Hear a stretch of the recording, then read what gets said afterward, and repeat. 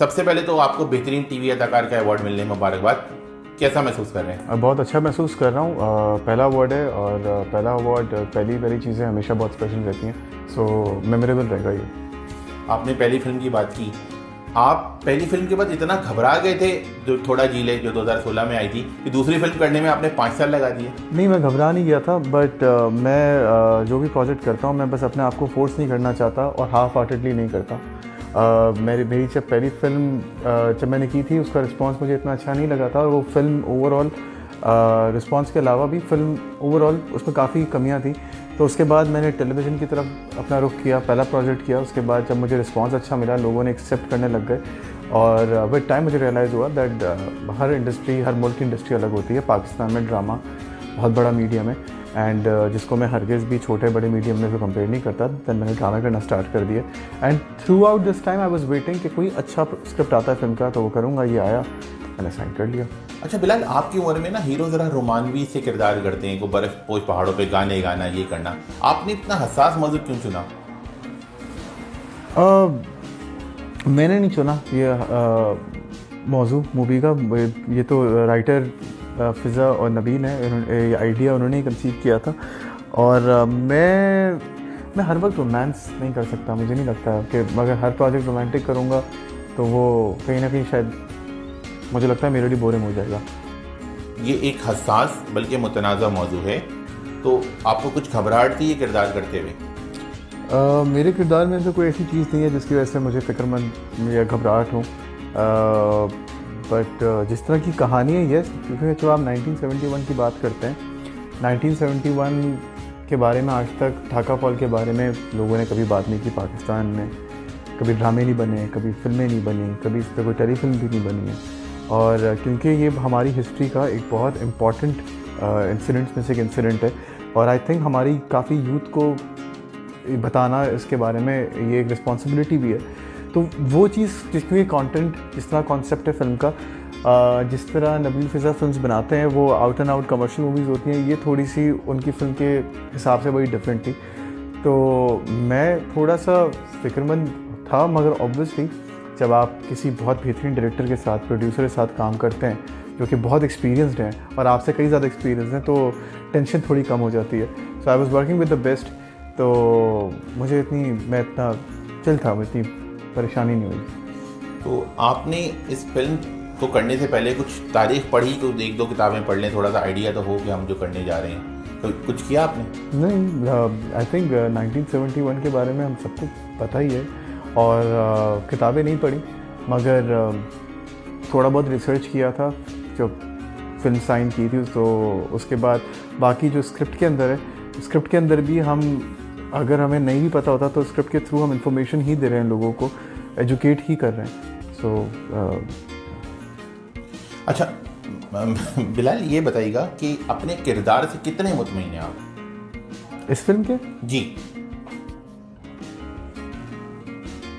मैं हर वक्त हमेशा कभी भी मुतमईन नहीं होता हूँ, तो ये इस चीज़ का मैं एग्जैक्ट आपको जवाब नहीं दे सकता, क्योंकि हमेशा कहीं कुछ होता है कि मैं कुछ ना कुछ, अगर लोगों को चीज़ अच्छी भी लग जाती है, वो पास भी हो गई है, बट मैं क्योंकि ख़ुद मुझे लगता है मैं अपने काम को बड़ा एक क्रिटिकल निगाह से देखता हूँ, तो मुझे तो हमेशा कुछ ना कुछ वो फील होता रहता है कि ये बेहतर कर सकता था, इसको इस तरह कर सकता था। अच्छा बिलाल, आपने पिछले 5 साल से मुस्तकिल आप ड्रामे करते आ रहे थे ना? जी हाँ। टीवी ड्रामे, जब फिल्म के बड़े पर्दे के लिए कोई चीज़ बनती है तो फ़र्क तो आता है।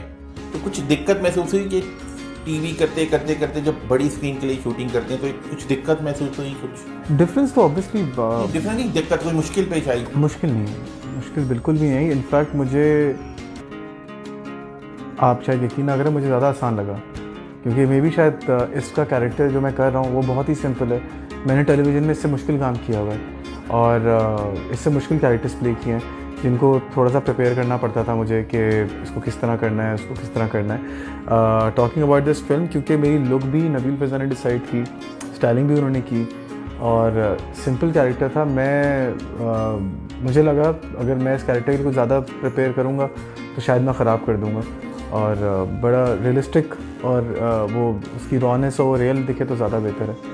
अच्छा, आपने नबील कुरैशी की ही सुनते रहे पूरा वक्त, या कुछ थोड़ी बहुत अपनी भी चला ली कि यार मैं भी स्टार हूँ तो कहीं तो अपनी चला लूँ? किस चीज़ में? जब अदाकारी करते हुए, स्टाइलिंग में, चीज़ों में? नहीं, ऑब्वियसली उन्होंने भी बहुत इंटेलिजेंट डायरेक्टर है नबील, कि वो अपने एक्टर को एक लिबर्टी देते हैं, रूम देते हैं एंड सजेशंस को वेलकम करते हैं। ऐसा नहीं है कि वो अगर उन्होंने लुक डिसाइड किया तो मेरा उन्होंने कोई इनपुट नहीं दिया। मैंने भी जहाँ जहाँ अपना इनपुट दे सकता था, हम सीन्स कर रहे होते थे, सीन्स के बीच में कुछ चीज़ें हैं जो मुझे लगता था कि मैं इसको इस तरह बोल दूँ, इसको इस तरह इम्प्रोवाइज़ कर दूँ, ये बोल दूँ, वो बोल दूँ, तो छोटी छोटी चीज़ें एंड वो तो लिबर्टी उन्होंने बिल्कुल दी है। तो बिलाल, आपके ड्रामे भी चल रहे हैं और इसी दौरान आपकी फिल्म भी आ रही है जी। पाकिस्तान में क्रिटिसिज्म तो किया जाता है ना कि यार जो टीवी पे हम आपको रोज़ देख रहे हैं, आप टिकट लेके आप ही की शक्ल देखने फिल्म में जाएं, ये क्रिटिसिज्म है मौजूद हमारे यहाँ, आप इसको कैसे देखते हैं? मैं इसको कैसे देखता हूँ? मैं इसको देखता ही नहीं, क्योंकि मुझे लगता है कि अभी आपकी फिल्म इंडस्ट्री बन रही है, आपके सिनेमा 2 साल से बंद पड़े हुए थे, तो ये वाली बात तो डिबेट ही ख़त्म हो जाती है। सिनेमा थे ही नहीं, आपका सिर्फ सोर्स ऑफ एंटरटेनमेंट आपका जो टेलीविज़न है वो ही था सबसे बड़ा मीडियम, और है अभी भी।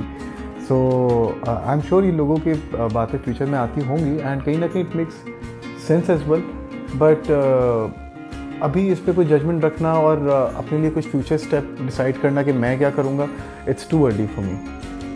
अच्छा, कितना यकीन है इस फिल्म की कामयाबी का? उम्मीदें हैं मुझे काफ़ी ज़्यादा, और मैं अपनी गट फीलिंग पे बहुत भरोसा करता हूँ। मुझे है ये कुछ फीलिंग है कि इंशाल्लाह अच्छा होगा। अच्छा बिलाल, बस बिल्कुल आखिरी बात, सजल के साथ काम करने का कोई ख़ास कोई वाक़या, कोई फिल्म के दौरान कोई फ़नी चीज़, कोई ऐसी चीज़ जो आप हमारे देखने वालों को बताना चाहें? सजल के साथ मेरा ये दूसरा प्रोजेक्ट है, और सजल के साथ हमेशा मुझे बहुत मज़ा आया है काम करते हुए। हम लोग ने अगर काम नहीं भी किया है तो हम एक दूसरे से मिलते रहे हैं, और हम एक दूसरे की बहुत इज़्ज़त करते हैं, और एक दूसरे के काम की डायनामिक को, पर्सनल डायनामिक को भी बहुत अच्छे से अंडरस्टैंड करते हैं। It's always fun working with her. सब जानते हैं she is the best, she is one of the best we have in Pakistan. And 4 साल बाद, 5 साल बाद काम कर रहा हूँ मैं उसके साथ। इससे पहले हम बहुत प्रोजेक्ट्स आए, उसको कभी नहीं अच्छा लगा, कभी ऐसा हुआ कि मुझे हुआ ये तो तुम्हारी कहानी है, मैं क्यों करूँ।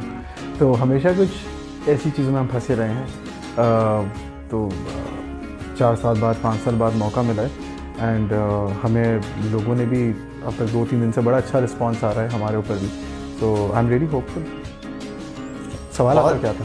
मैं भूल गया सवाल। मैं सजल में, देखें सजल से मेरी कनेक्शन ऐसी है। सजल, ठीक है। Okay, name 5 Bilal Abbas dramas. चीख, डंक, औरंगरेजा। 3 हो गए, 4 हो गए। औरंगरेजा, चीख, डंक एंड दोबारा। 3 हो गए ये? दोबारा 4 हो गए। और कितने बचते? चीख, डंक, औरंगरेजा एंड दोबारा। 4 हो गए। एक रहता है ना। चीख, डंक आप ट्रिलॉजी कंप्लीट करते हैं, एक और भी है। हाँ, एक और भी है।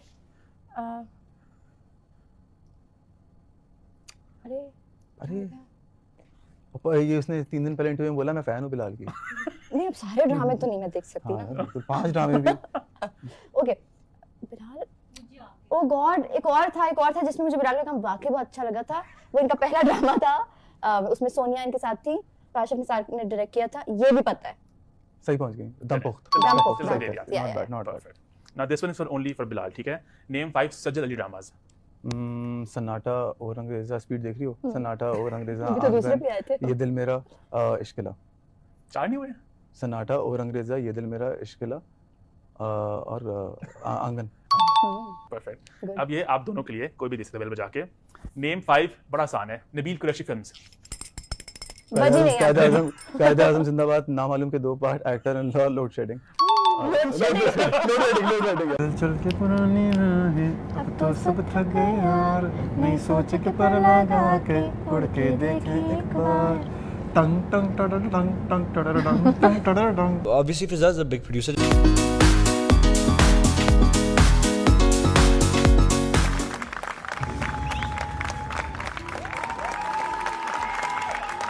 And you guys look amazing on screen. I wish